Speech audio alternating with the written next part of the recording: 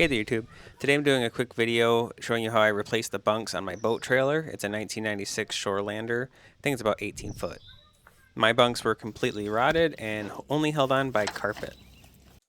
Here are the supplies you're going to need. The real important thing is when picking your lumber, make sure that the boards that are pressure treated are actually 5.5 inches wide. The ones I got from Menards were 5.7 inches wide, and I had to trim them with a screwdriver, which really sucked. I'm actually reusing the carpet, so I'm saving 50 bucks by not having to buy new carpet here. Just using a razor blade to score it on either side of the staples on the underside of the board. And this will also allow the board to breathe and dry out a little better and hopefully last just a little bit longer. Make sure when you're taking these staples out that you're being mindful of where they're falling and do not drop them, because there's nothing worse than a flat tire after a boat day. So respect your fellow boaters, keep your work area clean, and clean up after yourself. Obviously you're going to need the boat off the trailer. The easiest way is just to take it to a lake and tie it up near the dock and go at it.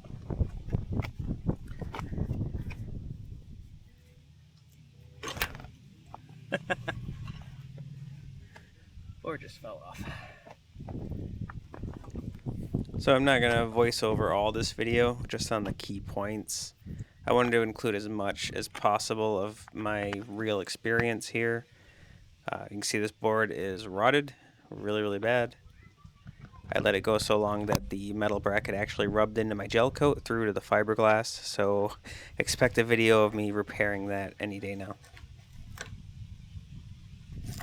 Just like with the staples, make sure that you don't lose any screws out of these brackets on the ground.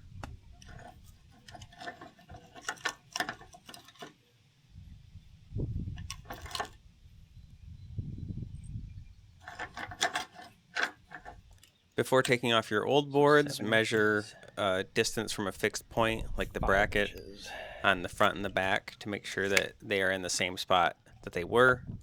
This board just fell off, so it's really easy to score it the entire length. And yeah, like I said, reusing the carpet, if it's in good condition, will save you 50 bucks. If you're not reusing the carpet, then really you can just throw all this away, install the new boards, and install the carpet. But then you have to measure and cut that, and this actually wasn't that hard to cut.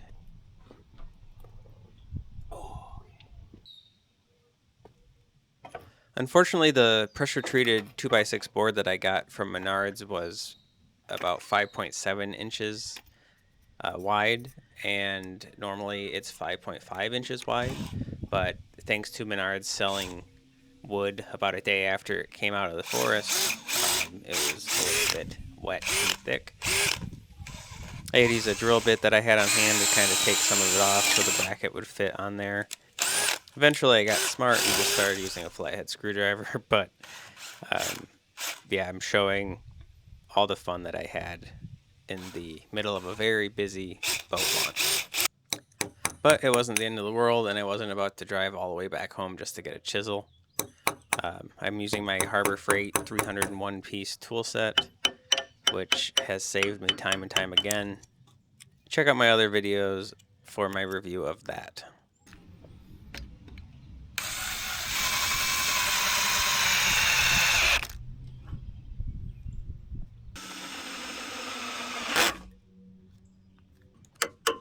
And here I'm chiseling away the rust, or maybe just dried wood fibers on the bracket to make sure that the board can sit as level as possible.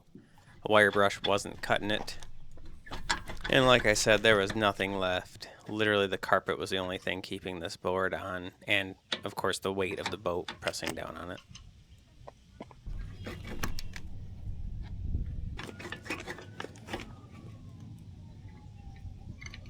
Again, keep track of your debris. There is something so therapeutic about cutting this carpet off of this board.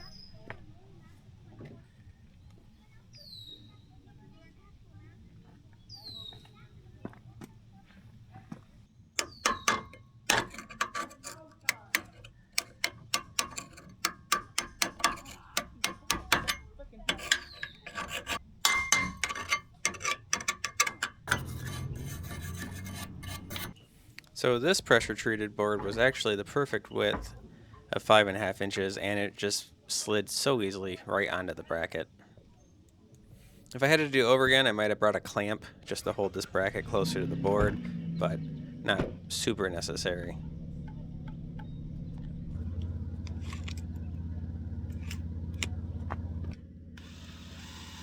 I was actually one stainless steel screw short, so I reused the old screw, and I already regret it. It was pretty threadbare.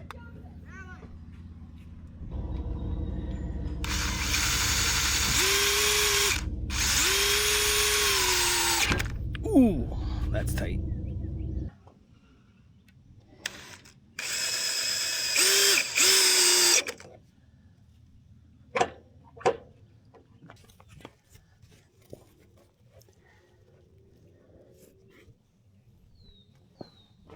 Since I'm reusing the carpet, it already fits perfectly. I just have to lay it out, fold the flaps over, and staple it.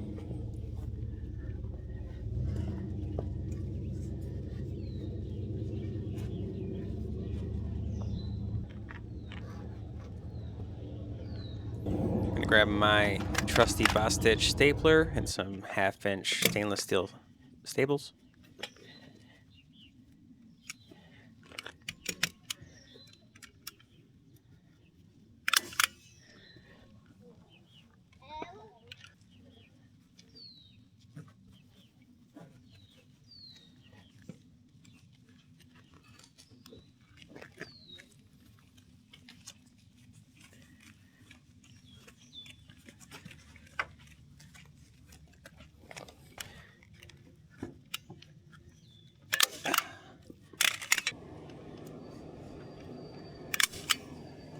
I'm just going down the bunk and stapling underneath every foot or so to make sure that I got the alignment right on the carpet.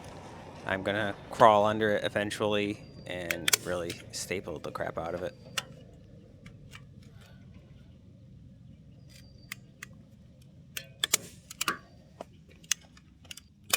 The whole process of replacing these bunks took an hour and a half, and that includes messing with the camera and also chiseling out that extra wide board from Menards. It was a pretty easy job. The only limiting factor was the sunset and the fact that I didn't get to the launch until about 7 o'clock.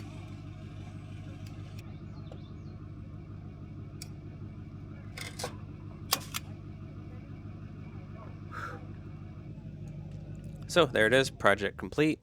These should hopefully last another 15 years or so. I did look at the composite bunks, but they were just crazy expensive for an old boat.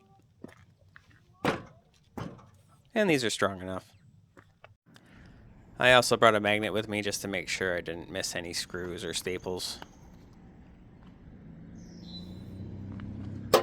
Nope.